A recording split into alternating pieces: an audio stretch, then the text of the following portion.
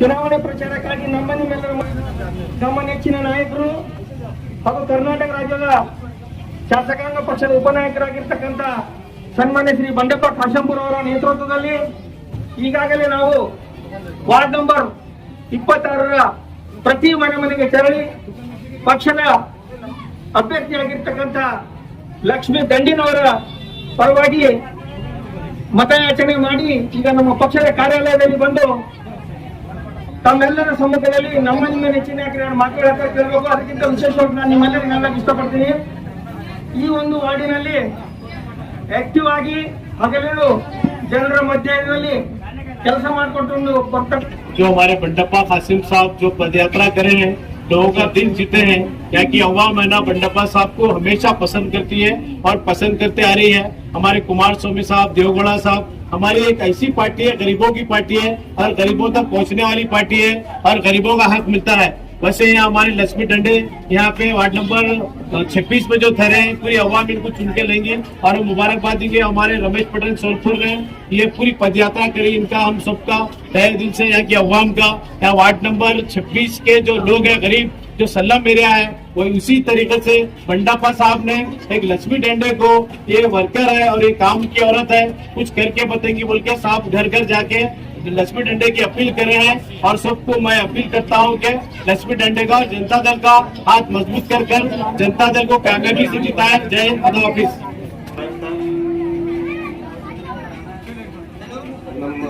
ಲಕ್ಷ್ಮೀ ಅಪ್ಪರು ಸಾಹೇಬರು ಬಂದಾರೆ ಎಲೆಕ್ಷನ್ ಪ್ರಚಾರ ಸಲುವಾಗಿ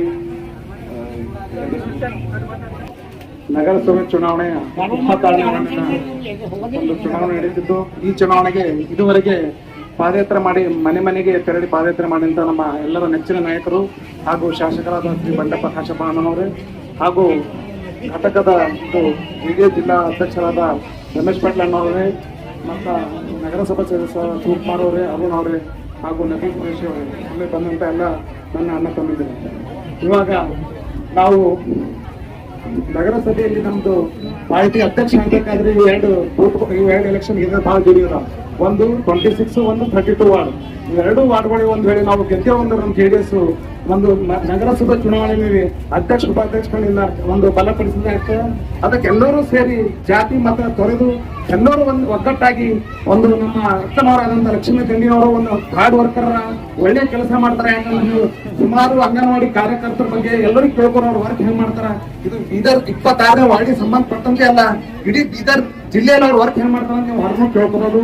ಆದ ಕಾರಣ ಅವ್ರಿಗೆ ಈಗ ಒಂದು ಎಲ್ಲರೂ ಸೇರಿ ಕೈ ಜೋಡಿಸಿ ಅವ್ರಿಗೆ ಕೆಲಸನ ಮುಂದೆ ಬರುವಂತ ಈ ಒಂದು ವಾರ್ಡಿಗೆ ಅಭಿವೃದ್ಧಿ ಮಾಡೋಣ ಅಂತ ಹೇಳಿ ನನ್ನ ಹೇಳ ಮುಂದೆ ಜೈ ಹಿಂದ್ ಜೈ ಕರ್ನಾಟಕ. ಇವತ್ತಿನ ದಿನದಲ್ಲಿ ಬಂದಂತ ಎಲ್ಲ ನನ್ನ ಸೋದರ ಸೋದರಿಯರು ಹಾಗೂ ನನ್ನ ಪಕ್ಷದ ಮುಖಂಡರಿಗೆ ನನ್ನ ಧನ್ಯವಾದಗಳು. ನಾನು ಇವತ್ತಿಗೆ 3 ಸುತ್ತು ಈ ನಮ್ಮ 26ನೇ ವಾರ್ಡಿನಲ್ಲಿ ಚುನಾವಣೆಗಾಗಿ ನಾನು ಸ್ಪರ್ಧೆಗಿಳಿದಿದ್ದೇನೆ. ನಾನು 3 ಸುತ್ತು ಡೋರ್ ಟು ಡೋರ್ ನಾನು ವಾರ್ಡ್ ಎಷ್ಟಿದೆ ಅಷ್ಟು ಸುತ್ತಿದ್ದೇನೆ. ಆದ್ರೆ ಇಲ್ಲಿವರೆಗೂ ನನ್ನ ಜೊತೆ ನಿಂತಂತ ಯಾವ ಮಹಿಳೆಯು ಹೊರಗೆ ಬಂದಿಲ್ಲ, ಯಾರಿಗೂ ಹೇಳಿಲ್ಲ. ಸೊ 7 ಮಂದಿ ನಾವೆಲ್ಲರೂ ಹೆಣ್ಮಕ್ಳೇ ನಿಂತಿದ್ದೆವು. ಅದರಲ್ಲಿ ಯಾರು ಹೊರಗಿಳಿದು ಕೆಲಸ ಮಾಡ್ತಾರೆಂಬುದು ಮೊದಲ ವೋಟ್ ಹಾಕುವವರು ಅರ್ಥ ಮಾಡ್ಕೊಳ್ಳಿ. ಆಮೇಲೆ ಹಿಂದೆ ನಾನು ಮುನ್ಸಿಪಾಲಿಟಿ ನಗರಸಭೆಯಲ್ಲಿ ಸ್ವಚ್ಛತೆ ಅನುದಾನವನ್ನ ನನಗೆ 26 ತಿಂಗಳು ಕೊಟ್ಟಿದ್ರು. ಅವಾಗ ನಾನು ಕಮಿಷನರ್ ಇದ್ದರು, ಅಭಯ್ ಕುಮಾರ್ ಎಜುಕೇಟ್ ಇಂಜಿನಿಯರ್ ಇದ್ದರು. ರಾತ್ರಿ 12 ಗಂಟೆಲಿಂದ ರಾತ್ರಿ 3 ಗಂಟೆ ತರ ನೀವು ಕೆಲಸ ಮಾಡ್ಬೇಕಮ್ಮ, ಸ್ವಿಪ್ಪಿಂಗ್ ಮಾಡಿಸ್ಬೇಕು, ಡ್ರೈವಿಂಗ್ ತೆಗಿಸ್ಬೇಕಂದಾಗ ರಾತ್ರಿ 12ರಿಂದ ಮತ್ತೆ ರಾತ್ರಿ 3 ಗಂಟೆವರೆಗೂ ನಾ ಬೀದಿಗಿಳಿದು ಒಂದು 100 ಮಹಿಳೆಯರನ್ನು ತಗೊಂಡು ಬೀದಿ ಮೇಲೆ ನಿಂತು ಕೆಲಸ ಮಾಡೀನಿ. ಆಮೇಲೆ ನಾನು ಸಂಘಟನೆಗಳನ್ನು ಮಾಡ್ತೀನಿ, ಗಣವಾದಿ ಮಹಿಳಾ ಸಂಘಟನೆ ಮಾಡ್ತೀನಿ, ರೈತ ಸಂಘಟನೆ ಮಾಡ್ತೀನಿ, ಕಟ್ಟಡ ಕಾರ್ಮಿಕರ ಸಂಘಟನೆ ಮಾಡ್ತೀನಿ. ಆಮೇಲೆ ಮನೆ ಕೆಲಸ ಮಾಡುವಂತ ಎಲ್ಲಾ ಸಹೋದರಿಯವರ ಸಂಘಟನೆಯಲ್ಲಿ ಜಿಲ್ಲಾಧ್ಯಕ್ಷರಿಗೆ ಕೆಲಸ ಮಾಡ್ತೀನಿ. ಆಶಾ ಕಾರ್ಯಕರ್ತರಲ್ಲಿ ಜಿಲ್ಲಾ ಪ್ರಧಾನಿ ಕಾರ್ಯದರ್ಶಿಯ ಕೆಲಸ ಮಾಡ್ತೀನಿ. ಬಿಸಿ ಊಟದಲ್ಲಿ ನಾನು ಸಹ ಕಾರ್ಯದರ್ಶಿಯ ಕೆಲಸ ಮಾಡ್ತೀನಿ. ಅಂಗನವಾಡಿ ಕಾರ್ಯಕರ್ತರಲ್ಲಿ ಬೀದರ್ ಜಿಲ್ಲೆಯ ಅಂಗನವಾಡಿ ಕಾರ್ಯಕರ್ತರ ಸಂಘಟನೆಯ ಜಿಲ್ಲಾಧ್ಯಕ್ಷರ ಕೆಲಸ ಮಾಡ್ತೀನಿ. ನನಗೆ ಯಾವ ಆಫೀಸ್ಗಳಲ್ಲಿ ಹೋಗಿ ಯಾವ ಕೆಲಸಗಳನ್ನು ಮಾಡ್ಲಿಕ್ಕೆ ಯಾವ ತೊಂದರೆಗಳಿಲ್ಲ. ನಾನು ವೋಟರ್ಸ್ ಗಳಿಗೆ ನಾನು ವಿನಂತಿ ಮಾಡ್ಕೊಳ್ಳೋದೇನೆಂದ್ರೆ, ನೀವು ಹಗಲು ರಾತ್ರಿ 12 ಗಂಟೆ ಕರೆದ್ರು ಬಿ ನಾ ಬಂದು ನಿಮ್ ಕೆಲಸಗಳು ಮಾಡ್ತೆ. ದಯಮಾಡಿ ಅಣ್ಣವರು ನನಗೆ ವೋಟ್ ಹಾಕಿ ಬಹುಮತದಿಂದ ಗೆದ್ದಿಸ್ಕೊಂಡು ಬರ್ಬೇಕೆಂದು ನಾನು ಎಲ್ಲರ ಕಡೆ ಮನವಿ ಮಾಡಿಕೊಳ್ಳುತ್ತೇನೆ. ಧನ್ಯವಾದಗಳೊಂದಿಗೆ 26 ವಿಶೇಷವಾಗಿ ಇವತ್ತ ಜಾತ್ಯತೀತ ಜನತಾದಳ ಅಭ್ಯರ್ಥಿ ಪರವಾಗಿ ಇವತ್ತೇನು ನಮ್ಮ ಜಿಲ್ಲಾಧ್ಯಕ್ಷ ರಮೇಶ್ ಸೋಲ್ಪುರ್ ಮತ್ತೆಲ್ಲ ನಮ್ಮ ಪಕ್ಷದ ಮುಖಂಡರು, ಕೌನ್ಸಿಲರ್ಸ್ ಮಧ್ಯದಲ್ಲಿ ಇಷ್ಟೊಂದು ದೊಡ್ಡ ಪ್ರಮಾಣದಲ್ಲಿ ಮಹಿಳಾ ಕಾರ್ಯಕರ್ತರಿಗೆ ತಗೊಂಡು ಇವತ್ತೇನು ಸುಮಾರು 4 ಕಿಲೋಮೀಟರ್ ಏನು ಪಾದಯಾತ್ರೆ ಆಗಿದೆ. ಮೊಟ್ಟ ಮೊದಲು ನಮ್ಮೆಲ್ಲ ಕಾರ್ಯಕರ್ತರಿಗೆ, ಮುಖಂಡರಿಗೆ ಬಹಳ ಧನ್ಯವಾದ ಹೇಳ್ತೇನೆ. ಈಗ ತಾನೇ ನಮ್ಮೆಲ್ಲ ಮುಖಂಡರು ಮಾತಾಡಿದ್ರು. ಈಗ ನಾವು ನಮ್ಮ ಪಕ್ಷದ ಅಭ್ಯರ್ಥಿ ಸಹೋದರಿ ಲಕ್ಷ್ಮೀ ದಂಡಿನೇನಿದಾರ, ಈಗ ತಾನೇ ಅವ್ರು ಹೇಳಿದಂಗೆ ಅವರು ಸಂಘಟನೆ ಮುಖಾಂತರ ಹಲವಾರು ಕೆಲಸ ಕಾರ್ಯಗಳ ಮುಖಾಂತರ ಇವತ್ತು ಕೆಲಸ ಮಾಡ್ಕೊತ ಬಂದಿದಾರ. ಹಾಗಾಗಿ ನಾ ಎಲ್ಲಾ ಕಡೆ ಒಂದೇ ಹೇಳ್ತಾ ಇದ್ದೀನಿ, ಈ ಎಲ್ಲಾ ಕ್ಯಾಂಡಿಡೇಟ್ದಾಗ ದುಡಿಯಂತ ಅಭ್ಯರ್ಥಿ ಯಾರ ಇದ್ರೆ ಅದು ಲಕ್ಷ್ಮೀ ದಂಡಿ. ಬಾಕಿಯರು ಯಾರು ಇಲ್ಲ. ಅವ್ರ ಪರವಾಗಿ ಓಟ್ ಕೇಳಕ್ ಬೇರೆ ಬರ್ತಾರ, ಪ್ರಚಾರ ಮಾಡಕ್ ಬೇರೆ ಬರ್ತಾರ. ಆದ್ರೆ ಲಕ್ಷ್ಮೀ ದಂಡಿನ್ ಅವ್ರು ಒಬ್ಬರೇ ಇಲ್ಲ. ಇವತ್ತು ನಮ್ JDS ಪಾರ್ಟಿ ಇವತ್ತೊಂದು ಪ್ರಾದೇಶಿಕ ಪಾರ್ಟಿ. ಇವತ್ತು ಭಾರತ ದೇಶದಲ್ಲಿ ಇವತ್ತು ಪ್ರಾದೇಶಿಕ ಪಕ್ಷಗಳು ಎಲ್ಲಕ್ಕಿಂತ ಗಟ್ಟಿಯಾಗಿ ಹೇಳ್ತಾ ಇದಾವ. ನಾವು ನೋಡ್ತಾ ಇದ್ರಿ ಇತ್ತೀಚೆಗೆ ಎಲೆಕ್ಷನ್ ಹೋದಾಗ ಇವು 2 ರಾಷ್ಟ್ರೀಯ ಪಕ್ಷಗಳು, ಒಂದ್ ಕಡೆ ಕಾಂಗ್ರೆಸ್, ಒಂದ್ ಕಡೆ ಬಿಜೆಪಿ. ಇವತ್ತು ಅವ್ ಲೆಕ್ಕ ಹಾಕ್ರಿ, ಇವತ್ತು ನಮ್ಮ ಕರ್ನಾಟಕದಲ್ಲಿ ಇವತ್ತು ಎಷ್ಟು ಪ್ರಮಾಣದಲ್ಲಿ ಕೆಲಸ ಆಗಬೇಕಿತ್ತು, ಯಾವುದಾಗಿದೆ ಎಂಬ ನಿಟ್ಟಿನಲ್ಲಿ. ಹಾಗಾಗಿ ಬಂಧುಗಳೇ, ಇವತ್ತ ಇದು ನಗರಸಭೆ ನಾನ್ ನೋಡ್ದೆ. ಇವತ್ತ ಸುಮಾರು ಗಲ್ಲಿಗಳಲ್ಲಿ ನಾವೆಲ್ಲ ಪಾದಯಾತ್ರೆ ಮಾಡಿದಾಗ ಬಹಳಷ್ಟು ಕಡೆ ರೋಡು ಇಲ್ಲ, ಡ್ರೇನು ಇಲ್ಲ. ಇವತ್ತು ಇಂಥ ಮಧ್ಯದಲ್ಲಿ ಇವತ್ತು ಪ್ರಥಮವಾಗಿ ಯಾರ ಕೆಲಸ ಮಾಡ್ಬೇಕಂದ್ರೆ ಅದು ನಗರಸಭೆ ಸದಸ್ಯರ ಕೆಲಸ ಮಾಡ್ಬೇಕಾಗುತ್ತೆ. ಅವ್ರು ಹೋಗಿ ಫಂಡ್ ತಂದು ಹೆಚ್ಚಿನ ಫಂಡ್ ಮತ್ತ ಮೇಲೆ ಲೆವೆಲ್ ತಂದು ನಮ್ಮ ವಾರ್ಡ್ ಯಾವ ರೀತಿ ಒಂದು ವಾರ್ಡ್ ತರ ಮಾಡೋಂತ ಕೆಲಸ ನಗರಸಭೆ ಸದಸ್ಯರು ಮಾಡ್ಬೇಕು ಬಂಧುಗಳೇ. ಹಾಗಾಗಿ ಇವತ್ತ ನೀವು ಯಾವ ಪಾರ್ಟಿಗೂ ತಲೆಗೂಡಬೇಡ್ರಿ. ಇವತ್ತು ಜಾತ್ಯತೀತ ಜನತಾದಳ ಇಲ್ಲಿ ಮೊನ್ನೆ ಎಲೆಕ್ಷನ್ದಾಗ 7 ಸೀಟ್ ಬಂದವ. ರೂಲಿಂಗ್ ಪಾರ್ಟಿ ಬಿಜೆಪಿನೇ ಕಮ್ಮಿ. ಇವತ್ತು ಕಾಂಗ್ರೆಸ್ ಅವ್ರು ಏನ್ ನಾವು ಬಂದೇ ಬಿಟ್ಟೇವಲ್ಲತ್ತಾರ. ಇವು 2 ಸೀಟು 32, 26 ಯಾವರ ಗೆದ್ದರು ಜನತಾ ದಳ ಗೆದ್ದಿದ್ದಾವ ಅಂತ. ಹಾಗಾಗಿ ಇವತ್ತ ಇವೆರಡಕ್ಕೂ 2 ಸೀಟು ನಾವು ಜನತಾದಳ ತಕ್ಕಾಗ ಇಲ್ಲಿ ಮತದಾರ ಹಾಕ್ಬೇಕು. ಮತ್ತು ಮುಂದಿನ ದಿನಗಳಲ್ಲಿ ಬಹಳ ದೊಡ್ಡ ಪ್ರಮಾಣದಲ್ಲಿ, ಯಾಕಂದ್ರೆ ನಮ್ಮ ಸಂಖ್ಯೆ ಹೆಚ್ಚಿಗಾಗುತ್ತೆ. ಸಂಖ್ಯೆ ಹೆಚ್ಚಿಗಾಗಿದ್ರೆ ಮತ್ತೆ ಅಧಿಕಾರದಲ್ಲಿ ಸಾಕಷ್ಟು ಅವಕಾಶಗಳು ನಮ್ಮ ಪಾರ್ಟಿ ಸಿಗ್ತಾವ ಬಂಧುಗಳೇ. ಹಂಗಾಗಿ ಇವತ್ತ ತಾವೇನ್ ಇವತ್ತ ಎಲ್ಲ ಇಷ್ಟೊಂದು ಮಹಿಳೆಯರು ಸಹೋದರಿಯವರು ತಾವೆಲ್ಲರೂ ಬಂದಿರಿ ಲಕ್ಷ್ಮೀ ದಂಡಿನವರಿಗೆ ಸಪೋರ್ಟ್ ಮಾಡಾಕ. ನೀವು ನಿಮ್ಮ ಅಕ್ಕ ಪಕ್ಕ ಎಲ್ಲರೂ ಕಲ್ತಿ ಇವತ್ತೇನ್ ಜೋಶ್ ಇತ್ತು ಇದು 3 ತಾರೀಕು ಛೇಪ್ ಬಾರಿಸ್ತಾನ ಇದೇ ಜೋಶ್ ಇರ್ಬೇಕು, ಎಲ್ಲಿ ಕಮ್ಮಿ ಆಗ್ಬಾರ್ದು.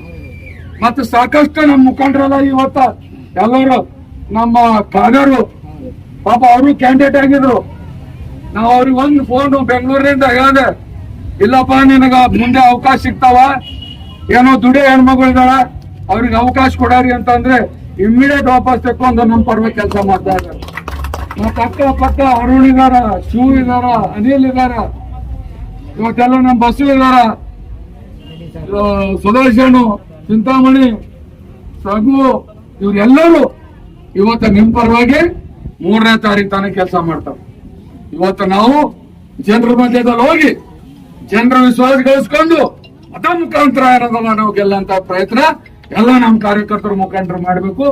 ಮತ್ತು ಮುಂದಿನ ದಿನಗಳಲ್ಲಿ ಇವತ್ತು ತಮ್ಗೆ ಹೇಳ್ತೀನಿ, ಪ್ರಾದೇಶಿಕ ಪಕ್ಷಗಳು ಯಾವ ರೀತಿ ಇವತ್ತು ಮೇಲೆ ಹೇಳ್ತಾ ಇದಾವ, ಕರ್ನಾಟಕ ರಾಜ್ಯದಲ್ಲಿ ಜನತಾದ ಮತ್ತೆ ಮೇಲೆತ್ತಿ ಜನರ ಪರವಾಗಿ ಕೆಲಸ ಮಾಡುತ್ತೆ ಎಂಬ ರೀತಿಯಲ್ಲಿ ನಾನು ಹೇಳಕ್ ಬಯಸ್ತೇನೆ. ಬಂಧುಗಳೇ, ಮತ್ತೊಂದ್ಸಲ ತಮ್ಗೆಲ್ಲರಿಗೂ ನಾನು ಕಳಕಳಿನಿಂದ ವಿನಂತಿ ಮಾಡ್ಕೋತೀನಿ, 3ನೇ ತಾರೀಕು 6 ಗಂಟೆವರೆಗೆ ನಾವು ಮಂಗಲ್ ಬೇಡ ಮತ್ ಗೆದಿಸಿ 5 ವರ್ಷ ಈ ಅಮ್ಮ ಲಕ್ಷ್ಮೀ ದಂಡಿನಾಗ ಅಮ್ಮ ಬೇಡ ಅಂದ್ರೆ ಕೆಲಸ ಮಾಡಕ್ ಅಂತ ಒಂದು ಇದು ಅವ್ರ ಹತ್ರ ಇದೆ.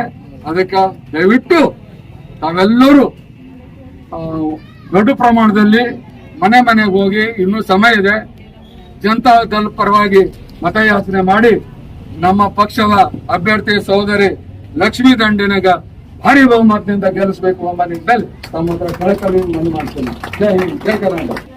नाज़रीन, मैं मोहम्मद आमिर सुहेल बिद्री 9 न्यूज चैनल में आप सबका इस्तेमाल करता हूं। जैसे कि आप सब लोग देख रहे हैं कि महिलाओं की जो सियासत है उसमें बहुत सी ज्यादा सरगर्मियां चल रही है। यहाँ पे सबसे दिग्गज नेता बिदर के और जेडीएस के बहुत ही बड़े मुख्य नेता बोल सकता हूँ मैं, बंडप्पा सबको साहब खुद यहाँ पर चल के आए हैं, यहाँ पे गली गली का दौरा किया है, जनता के बीच में आए हैं। तो आप हम उनके साथ ही जानते हैं कि वो यहाँ पर आए हैं तो उनके कैंडिडेट का क्या मौक़िफ़ है। सर, सबसे पहले मैं यहाँ पे आपका इस्तेमाल करता हूँ, आप खुद यहाँ पर एक सीएमसी इलेक्शन में आप खुद चल कर आए हैं, तो उसके पीछे क्या वजह हो सकती है सर? देखिए, बीदर क्या मेरे को नया नहीं है, ये मेरा पूरा पुराना कॉन्स्टिट्यूंसी है। और जहाँ तक मैलूर का संबंध है, यहाँ के लोग काफी मुझे एक प्रीति विश्वास के साथ देखते हैं। और जो आज हम ये 2 इलेक्शन है 26 नंबर और 32 नंबर वार्ड के, हमारा कैंडिडेट सिस्टर लक्ष्मी दंडिन को हम दिए। अब लोगों को हम घर घर को जाके हम ये कहना कोशिश करें कि आने वाले दिन सबके बीच में एक ऑर्गेनाइजेशन के रूप में काम करते हुए बहुत ही सोशल वर्क में बहुत एक्टिव रहे सो है लक्ष्मी दंडी, उनको वोट दो। और आपको मालूम है, जब मैं 2004 में जीता था यहाँ पे बाजू में जंगी कॉलोनी में एक करंट तक नहीं था, जीतते ही जो है ना करंट लाए सो इतिहास है वो। और आज भी मैं देखा काफी रोड और ट्रेन का बहुत जरूरी है, इसलिए आपको आपके माध्यम से मैं ये कहना चाहता हूँ कि जो काम करते उनको जो है ना जिताना। और हमारा कैंडिडेट बहुत ही सिंपल और सोशल वर्कर है। और आपको मालूम है, हमारा पार्टी जो जेडीएस है वो स्थानीय पार्टी जो रीजनल पार्टी में आज आने वाले दिन भी लोगों को हम अपील कर रहे हैं कि दोनों नेशनल पार्टी जो है ना स्टेट पार्टी और स्टेट के लोगों का मसाल लेके कोई काम नहीं कर रहे, इसलिए यही जो है ना यहाँ से शुरुआत करे। इसलिए मैं समझता हूँ कि इस इलेक्शन में जनता हमारा हाथ पकड़ेंगे, हमारे कैंडिडेट को जिताएंगे। तो सर, जैसे कि अभी कांग्रेस के बड़े नेता और बीजेपी के बड़े नेता ये सिर्फ 2 सीट पर बहुत ज्यादा कंसंट्रेट कर रहे हैं, तो क्या ये सिर्फ और सिर्फ 2 सीट ही चेयरमैन के लिए कुछ ऐसा कुछ माना जा सकता है कि चेयरमैन की सीट के लिए फोकस कर रहे हैं? देखो, चेयरमैन कौन बनते हैं वो बात बाद में, मगर ये 2 सीट मैं आपको बताता हूँ, लोग जेडीएस का हाथ पकड़ेंगे, दोनों को दोनों जिताएंगे। बिल्कुल सही।